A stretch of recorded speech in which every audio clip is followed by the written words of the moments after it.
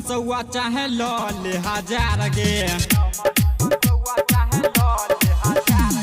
हमारा तू चुमा द दे छौरी एक बार गे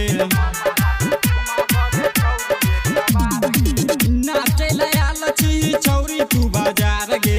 नाचे आल छी छौरी तू बाजार गे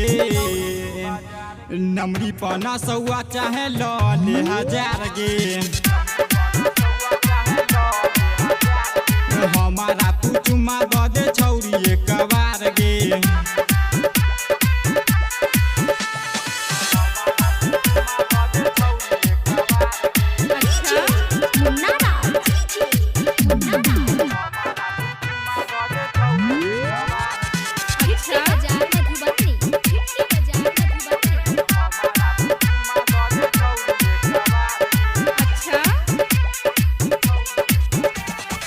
डीजे पर गाना बजै छौगे बनिया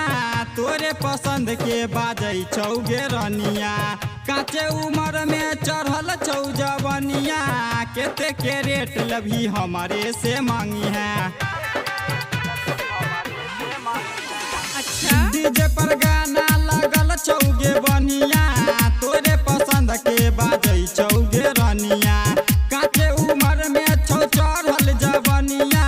केते तू रेट लभी हमारे से मांगी है लही दे के बात करैला छियौ खार गे नमरी 500 चाहे लॉल हजार गे नाचे आल छी छौरी तू बाजार गे नाचे आल छी छौरी तू बाजार गे नमरी 500 चाहे लॉल हजार गे हमारा तू चुमा द दे छौरी एक बार गे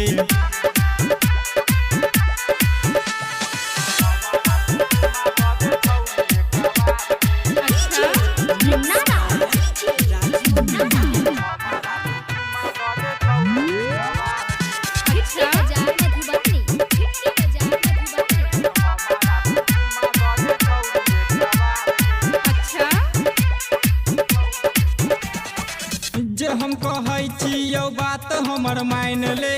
छोड़बो ने छौरी आई छु बहुत सामान गे तोरा देखी के रहल नहीं जाई छै पहले हमार क दे छौरी एगो काम गे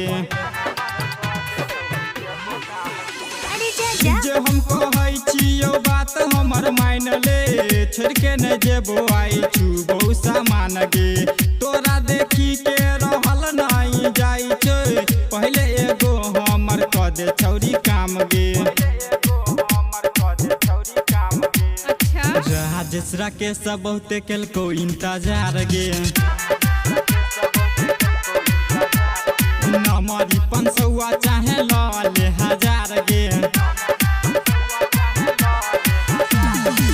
नाचे आल छी छौरी तू बाजार गे नाचे आल छी छौरी तू बाजार गे नमरी 500 चाहे लॉल हजार गे हमारा तू चुमा द दे छौरी एक बार गे अखन अहाँ सब सुन रहल छी रिंकू म्यूजिक फिल्म्स की शानदार प्रस्तुति।